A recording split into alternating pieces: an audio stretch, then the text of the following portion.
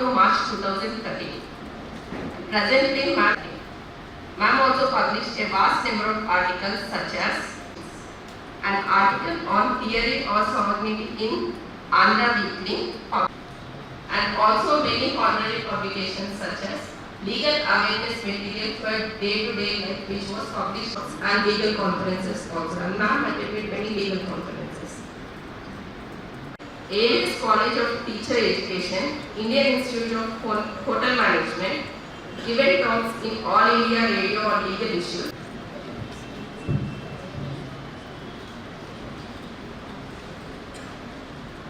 Good afternoon to all. Techniques. You try to convince the advocates what you said is right. Based on that, you are going to get your judgments favorable to you.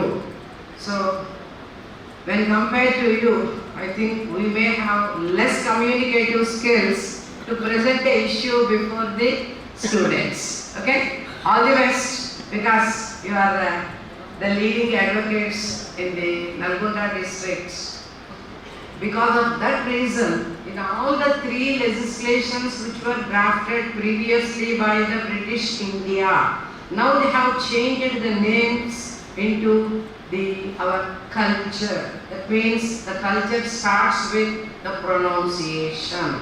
So Bharatiya, that denotes you have to adjust with the present environment. You are there in the court. I may not conduct any proceedings because they are under.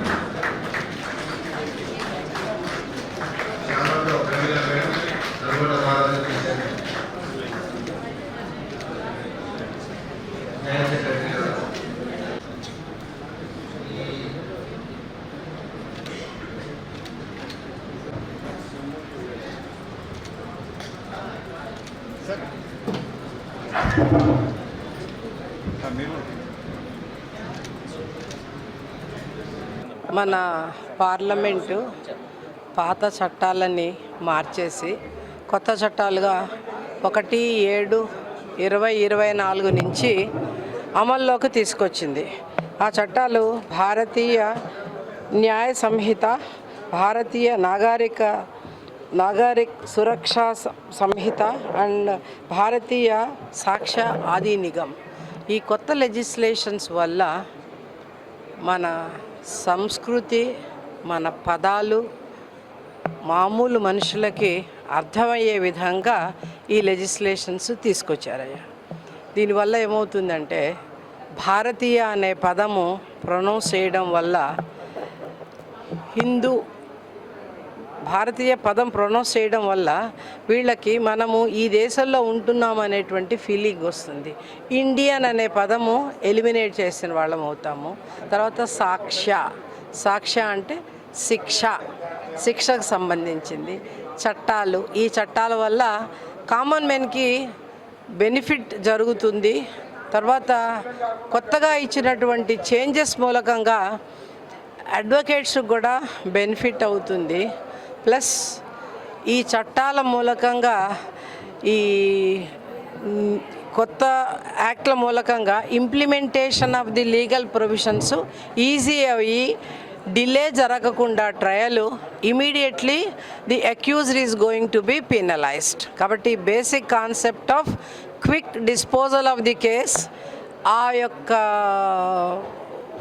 పని ఎప్పుడవుతుంది అంటే కేసులు తొందరగా decide అయిపోతే, కేసులు తొందరగా తెవలగలిగితే దానివల్ల common మెన్కి ఎక్కువ benefit జరుగుతుంది. So delay of the trial is delay of the justice. ఆ కాన్సెప్ట్ కూడా మనం ఫుల్ఫిల్ చేయగలుగుతాము.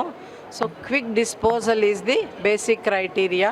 Based on that only these new legislations were enacted by the government, given the title of Bharatiya. British వాళ్ళు భారతదేశాన్ని పరిపాలించేటప్పుడు ఇక్కడ 2 చట్టాలు చేయడం జరిగింది. అనేక చట్టాలు వాళ్ళు చేశారు. అందులో క్రిమినల్ లాకు సంబంధించినవి ఇండియన్ పినల్ కోడ్, రెండవది ఇండియన్ ఎవిడెన్స్ యాక్ట్. ఈ 2 కూడా అప్పటి నుంచి సుమారు 70 సంవత్సరాలకు పైగా ఈ దేశ స్వాతంత్రం వచ్చిన తర్వాత కూడా ఆ చట్టాల్లో సమయానుకూలంగా కొన్ని సవరణలు చేసినప్పటికీ పూర్తిగా చట్టాన్ని మార్చడం కానీ తొలగించడం కానీ జరగలేదు.